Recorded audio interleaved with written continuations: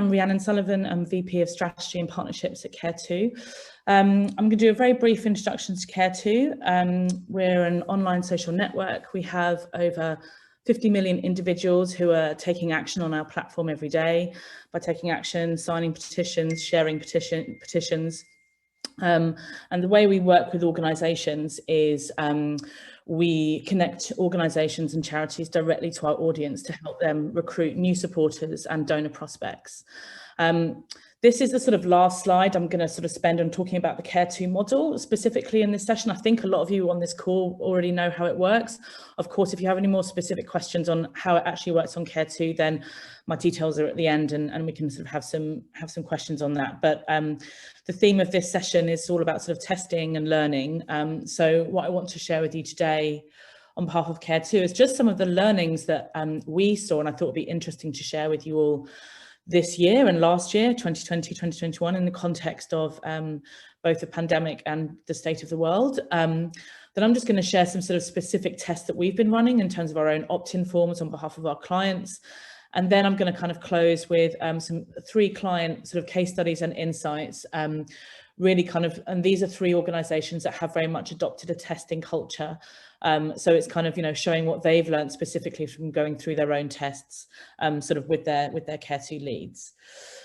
So just to kind of kick off, I thought it'd be interesting to just share what we found, what happened in kind of 2020 and 2021. As I said, Care2, we're a campaigning platform, we're a petition site, so anyone can start a petition for free, but we also have a team of campaigners and an editorial team who are running these campaigns, and they have their own advocacy strategy in terms of petitions.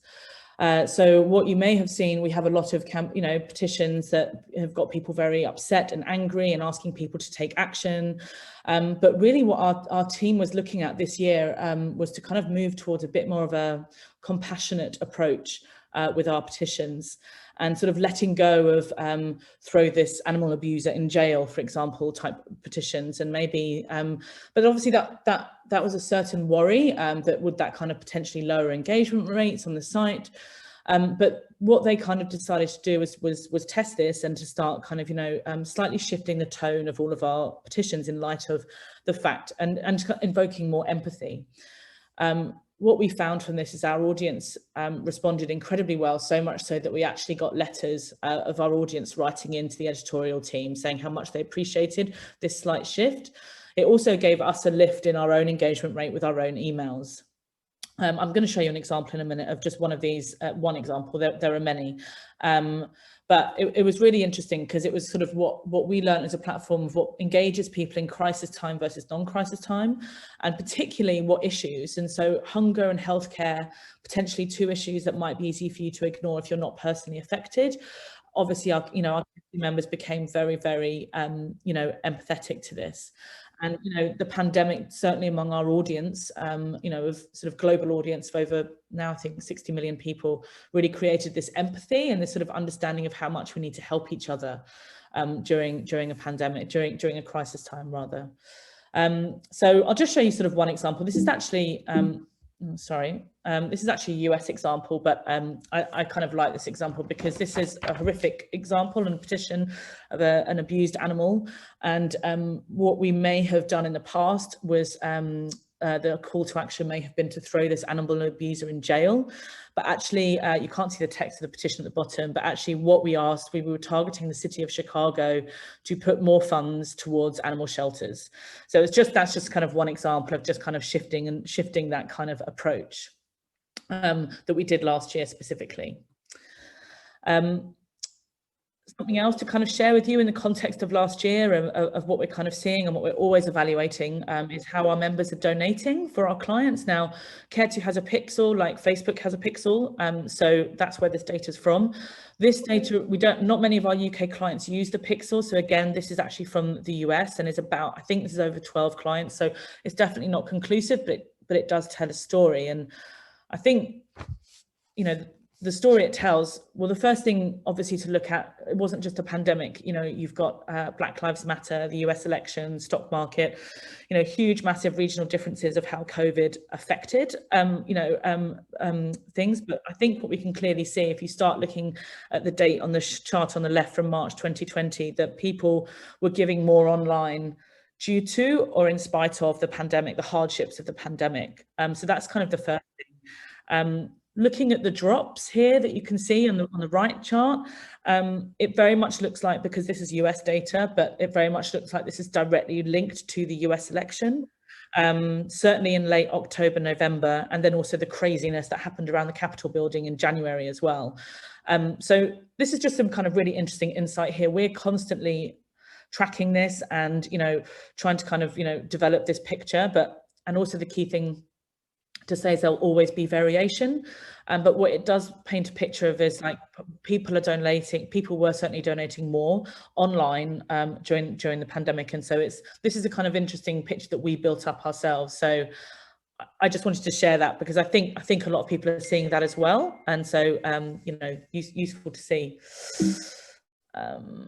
Okay, and then just to finish this section on some sort of specific tests that we've done in terms of our own opt-in. So in terms of the model on the left, I'm going to say spot the difference, but I think it's probably obvious. In the background is one of the kind of hand raisers that one of our clients, Cats Protection, who I think might be on this call, run with us, and their opt-in is where the opt-in is served to get people to kind of opt in to hear from them. We've been running the one on the left for, well, several years, and in November 2020 we switched and we tested to change from no thank you to the very British version of no sorry, which I think is brilliant. This wasn't our idea. There were some other UK charities who were doing this, and we wanted to test this ourselves as well. But we're still sort of testing it, and there's several variables with the way our platform and tracking works. But so far it's showing an opt-in increase across all of our clients. So that's one variable, between 5 and 10%. And it actually there's been a peak as well over that, but that depends on who the client is, so on and so forth. But ultimately it's kind of continuing to track upwards. But I think that's a very kind of, you know, just sort of top line example of a test, but certainly what we've done on our end. And again, like I said, it's just very British and I think it's brilliant. So there's just a kind of one example of what happens when you kind of, you know, start putting these tests into practice. So, like I said, just to kind of finish really with some insights from some of our clients, and all three of these organisations have not only worked with Care2 for several years now, but they've all really, I'd say, adopted a testing culture. So hence why we're able to kind of share this sort of data with you. So I'm sort of going to talk through, they're not really full case studies per se, they're more kind of insights through the kind of lens of testing. So the first one, I just wanted to talk about Liberty. Andrew and I sort of done a lot of work together. We presented together at the recent Resource Alliance. So this is just sort of one part of that to share, which is Liberty very much took a testing approach to test their acquisition source. So using both Care2 and Facebook at the same time to generate their leads. So you can see the creative here, the Facebook ad on the left and the Care2 sort of petitions on the right. I mean, Andrew has his own story. Andrew's from Liberty, by the way. He has his own story, certainly, of how they even got to this point to be able to do these testing and making the case internally. So I sort of skipped past that point. But what's really interesting here is that what not only did he have to make the case for sort of doing an acquisition strategy, but sort of testing both platforms and consequently rolling out and using both platforms as well, which I'll go on to in a minute. Just a quick note while we're talking about testing on images, on the Care2 side to the right, you'll see the one petition, we have the face mapping petition, the really close up face mapping, and then the other creative with the sort of with the heat mapping there. So certainly on what we see on Care2 is the images that work the most powerful are where you've got people looking straight at you in the camera with faces straight up. And although the support account is lower on there, that's because we added that later. So that just to kind of explain that why, but certainly that outperformed the other petition with someone's face very kind of up front and center.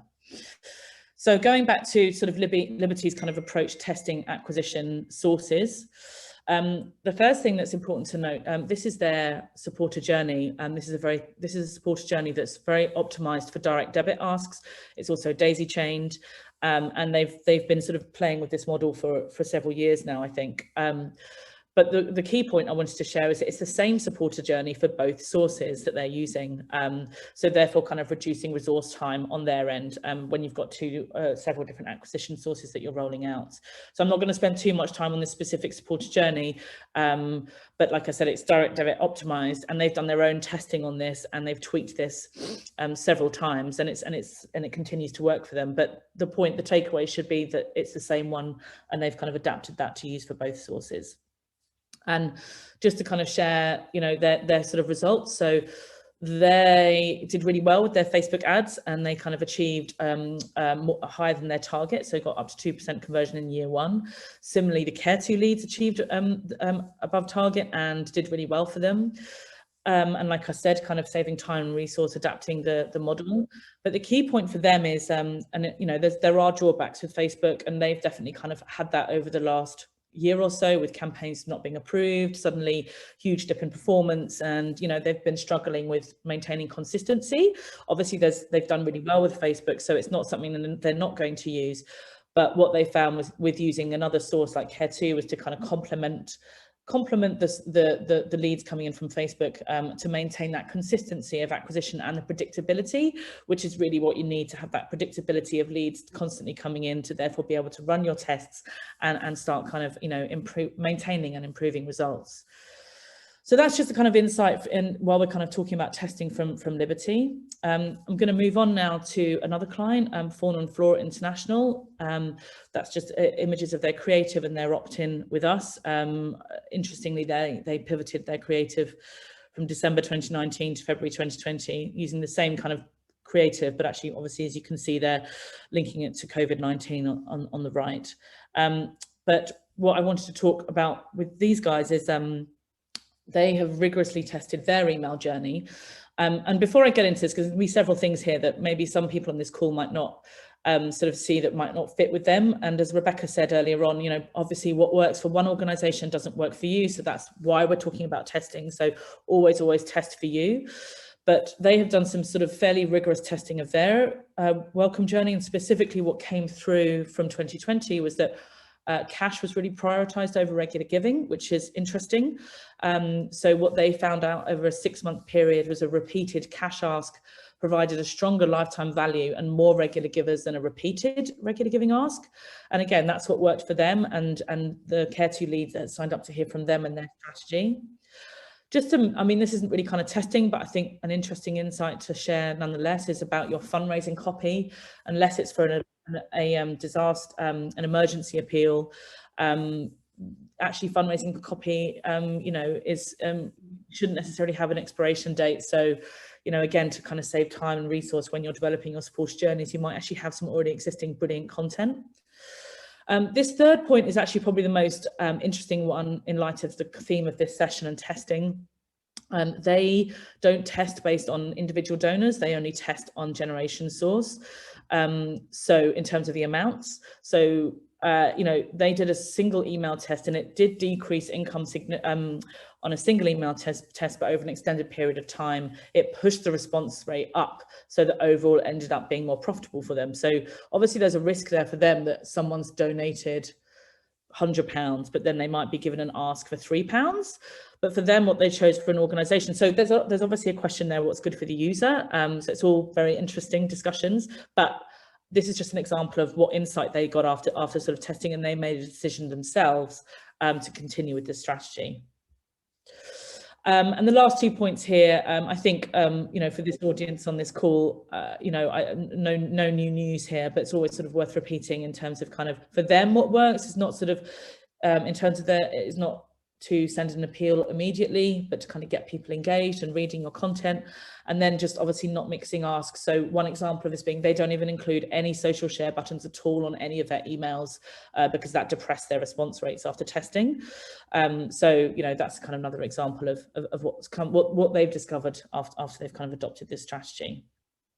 And then just to kind of share some results from them, they've been kind enough to let me share this data. This is of 2021 this year, so it's like 4 months out of date now. And these are their results with their Care2 leads. Just to point out that they don't ask regular giving asks to Canadian, Australian or US leads, so obviously only UK leads for them. But what you can see here is they've got very strong fundraising conversion results. So under, positive ROI in under a year, and then also looking at that longer lifetime value from their leads that continue to donate, who they've recruited as far back as sort of 2016. So you can see that ROI sort of climbing.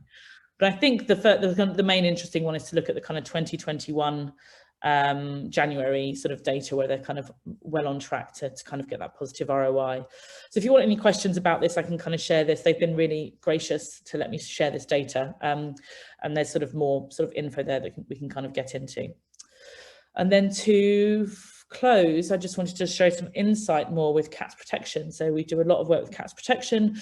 They've been working with us for years. We have a mixture of petitions, specific advocacy petitions, as well as hand raisers and pledges and petitions. These are just 2 examples here. But they've themselves have gone through a huge sort of testing approach, and they've actually done some huge analysis with data agency Wood for the Trees, and they've kindly agreed to let me share this, just one kind of insight from them, from their analysis about how people have behaved throughout the pandemic. And what's really interesting, that as recruitment has grown throughout the pandemic, so their main sources of acquisition is Care2 and Facebook, and it's sort of value exchange approach on Facebook, that both Care2 leads and Facebook leads have given cash more frequently throughout 2020. So I think there's some really interesting insight there, and we also saw that with Fauna and Flora, and we also there's some other examples as well where sort of clients have seen that approach, particularly over 2020. So do we potentially think about how we kind of approach that and use that sort of as we move forward? And then just some sort of insight that they shared about when Care2 leads give. So for them, they sign up to a mandate in the first 5 weeks and give within the first 3 months. So there's some really kind of interesting insight, and I think that's it. And just to kind of summarize, so just looking at the value of testing different acquisition sources and continuing with more than one. Just to highlight again, I know it's obvious, but obviously I think Rebecca was saying that what works for one organisation might not work for another, which is the whole point of this session, I think, to really kind of embed the sort of practicalities of testing and why it's so important. And then just to kind of really as a kind of question out there for us all, like what changed and how can we apply the lessons that we learned of 2020 and 2020 and this year in the future? Is that moving towards more repeated cash asks? I don't have the answer. I'm not suggesting it is, but it's one thing there. Is it scrapping thematic and planned journeys? Is it becoming more responsive? There's lots of kind of, questions out there. So yeah, that's really kind of what I have. I hope that was useful. I sort of feel like I raced through a lot there. I think we've got some time for questions, and yeah, there's my details there. If anyone wants to have any specific questions after this session about the model, then let me know.